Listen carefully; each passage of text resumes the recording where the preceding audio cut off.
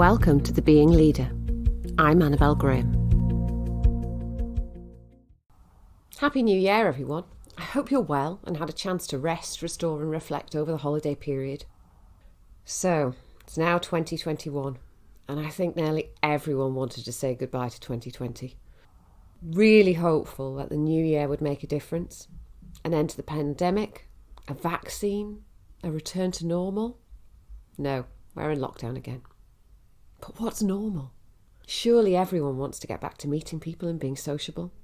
But is how we work and live ever going to go back to what it was? And what does that mean for us as individuals, for our careers, our home lives, our ways of working and being? The last 2 to 3 weeks has seen social media and print media full of the annual New Year, New You message, putting pressure on us to reinvent ourselves. And bearing in mind that 2020 was also a new decade, thinking that it was really supposed to herald change and transition. But does a new year or new decade mean we need to be a very different person from the one we are now? In how we live, work and interact with people? Well, maybe. Who we are and what we do may stay the same if the pandemic hasn't impacted what we do for a living. But with so many industries untouched, why should we believe we can continue being in the same way? Just think about all the things that have happened since 2010. We'd never have imagined all our interaction would be over video call. We didn't even have the technology in any way that was useful. We'd never have imagined that a vaccine could be produced within a year, or that online shopping would become the norm to the extent it has. The reality is, technology is shifting at an amazing rate. And this year has only accelerated it. So as we move into the next decade, fully into the next decade, what does that mean for our goals as individuals, as leaders, and as organisations? Well, there's one thing for certain. There's going to be substantial change. And that's whether we like it or not. Apart from being 10 years older at the end of it, the fourth industrial age is firmly upon us. And we will have to adapt both personally and professionally as the 2020s progress. Let's look back 100 years ago. If you think back to 1920s to 1930s, we'd just come out of the First World War. Women had only just got the vote. And by 2030, cars were commonplace. We had talking movies, colour, television had started. All of that had happened. And in some ways, we're mirroring events that happened then. The roaring 1920s saw a massive shift in how we lived. Women's role in society changed. That's being mirrored by Me Too now. Changes in society fueled intolerance, fear and division across the globe. Is anything any different? Just look at what happened in Washington last week. Immigration was a major concern and tackled by changing immigration laws. Hello, Brexit. And new inventions of forms of entertainment challenged old values and led to bold new attitudes. And this was coupled by new technology that transformed society. I'm not even sure where I start with the list of what that looks like now. Oh, and they had a global pandemic that killed millions, had social distancing and face coverings, and lasted over 2 years.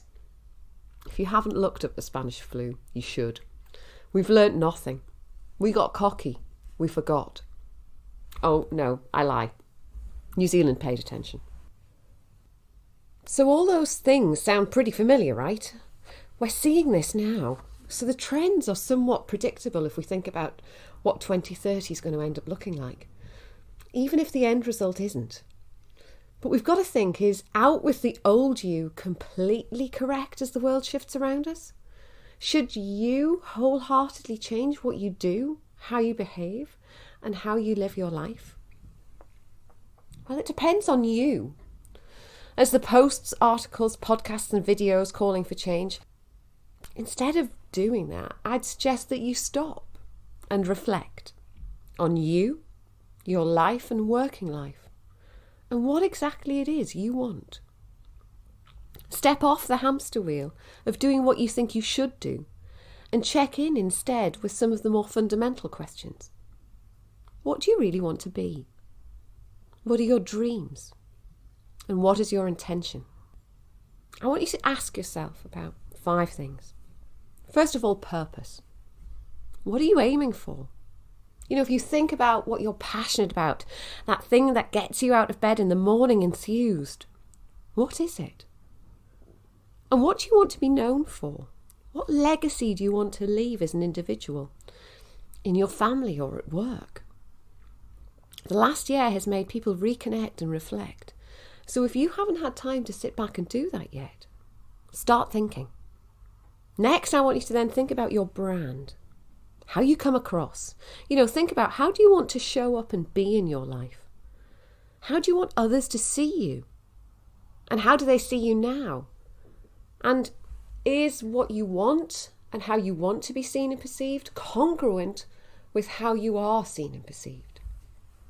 And if not, what needs to happen for those 2 things to be aligned and for you to fulfill your purpose?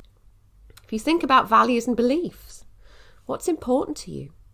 And are you making time for those? And how do your beliefs help shape this? And also, what needs to happen to allow you to prioritise those things that are important to you, that you value? Number 4, think about your skills. What are you good at? What could be brushed up? What have you yet to learn that you aren't admitting that will help you and support your purpose? And who do you need to reach out to and ask for help? And finally, think about your world. What's happening around you? Are the conditions now right to allow you to align the 4 points above and really fulfill your purpose? And if not, if you're actually saying, do you know what? No, I'm stuck. It's all a bit of a mess. Then what needs to happen? Shift or be changed.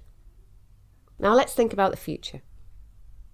Having reflected on these things, you may decide it's all good. You're happy, fulfilled, and everything is as you wish. In which case, fabulous, go for it. Or you might think some changes need to be made. So what do you need to do to move that forward? Do you need to set goals? As every New Year's blog says?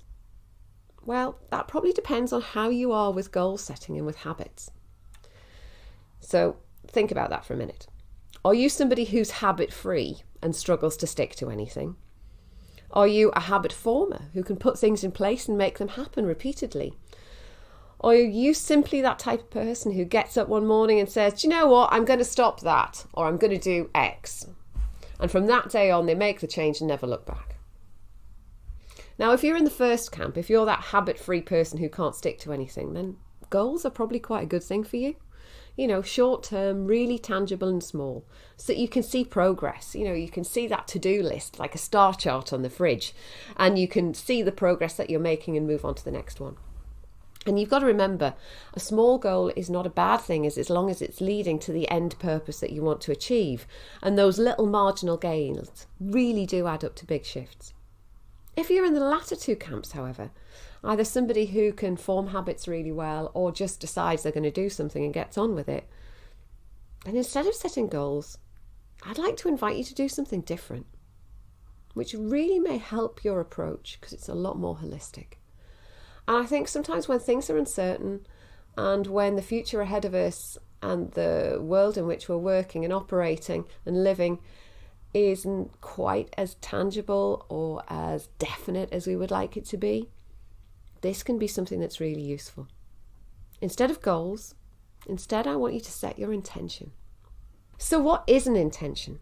Well, technically, it means a mental state that represents a commitment to carrying out an action or actions in the future. Another word for intention is sankalpa. This comes from the yogic tradition and is more all-encompassing than goals. An intention or a sankalpa is a short phrase or sentence that supports your purpose and becomes something which you can use to check in with on decisions and actions. It's more long-lasting than goals and more holistic.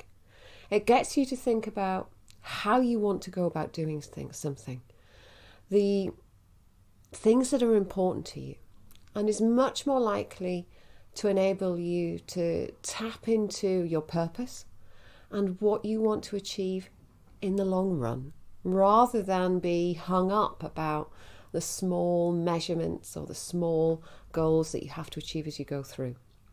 So, looking ahead to 2021 and the decade ahead, what do you wish it to bring? If you stood in 2030 and looked back, what will you have achieved?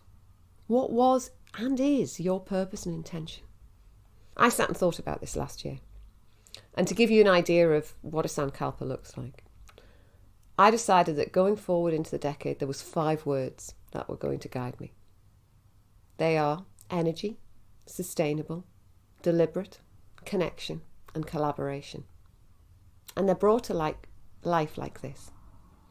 Everything I do must give me energy rather than drain me. I've got to enjoy it.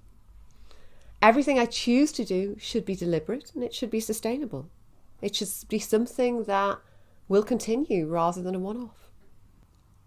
And everything that I choose to do should enable connection with others and collaboration. And this year I'm thinking about balance, so it's making sure that those 5 things are balanced. And they become the yardsticks I use to guide what I do. So what intention do you need to set to make your purpose happen? And how will that shape your tomorrow? I want to leave you with a quote, and it's from a fabulous little book by Benjamin and Rosamund Zander called The Art of Possibility. And this really taps into your intention. The Zanders say, in the measurement world, you set a goal and you strive for it. In the universe of possibility, you set the context and let life unfold. I love that quote.